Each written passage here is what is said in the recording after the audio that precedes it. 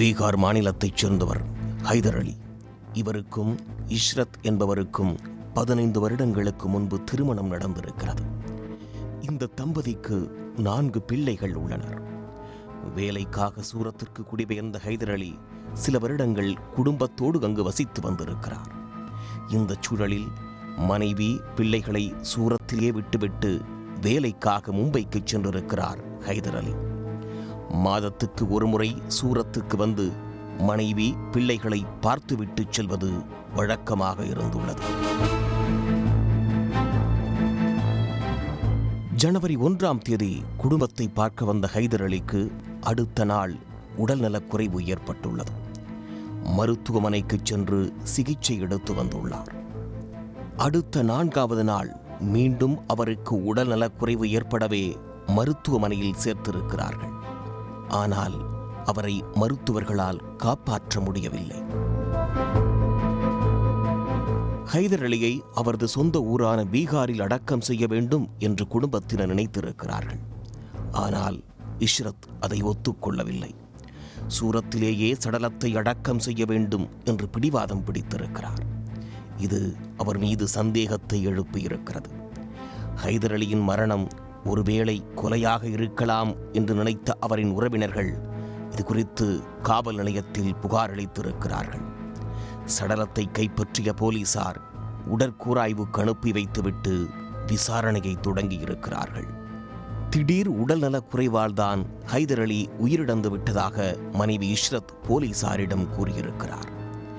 இந்த சூழலில் உடற்கூராய்வு அறிக்கை முடிவுகள் வந்திருக்கிறது. அதில் ஹைதர் அலி கழுத்தை நெறித்து கொல்லப்பட்டதாக குறிப்பிடப்பட்டிருந்தது. அந்த ஆதாரத்தை காட்டி போலீசார் மீண்டும் இஷ்ரத்திடம் கிடுக்குப்பிடி விசாரணையை நடத்தியிருக்கிறார்கள். அதில்தான் அவர் கணவனை கொலை செய்ததை ஒப்புக்கொண்டிருக்கிறார். ஹைதர் அலிக்கு பாலியல் உறவில் அதீத ஆர்வம் இருந்துள்ளது. இதற்காக மாத்திரைகளை சாப்பிட்டிருக்கிறார். அதோடு இஷ்ரத்தையும் பாலியல் ரீதியில் சித்திரவதை செய்து வந்திருக்கிறார்.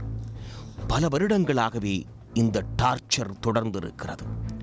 பலமுறை சொல்லி பார்த்தும் ஹைதர் அலி கேட்பதாக இல்லை.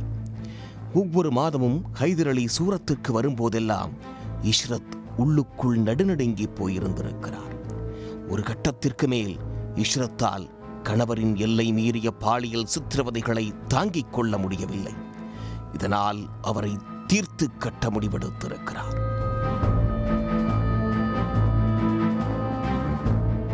சம்பவத்தன்று பாலில் எலி மருந்தை கலந்து ஹைதர் அலிக்கு குடிக்க கொடுத்திருக்கிறார்.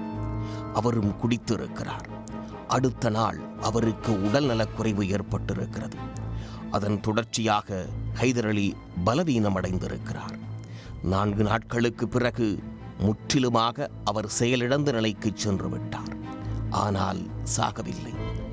எலி மருந்து கொடுத்தும் கணவர் சாகாததால் ஆத்திரமடைந்த இஷ்ரத் கழுத்தை நெறித்து கொன்றுவிட்டு கணவர் திடீரென மயங்கிவிட்டதாக கூறி மருத்துவமனைக்கு கொண்டு சென்று நாடகமாடியது விசாரணையில் தெரிய வந்திருக்கிறது. இச்சம்பவம் தொடர்பாக வழக்கு பதிவு செய்த போலீசார் இஷ்ரத்தை கைது செய்திருக்கிறார்கள்.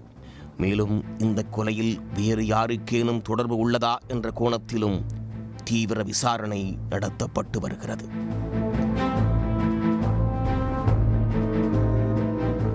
உடனுக்குடன் செய்திகளை தெரிந்து கொள்ள சன் நியூஸ் பெல் ஐகானை கிளிக் பண்ணுங்க.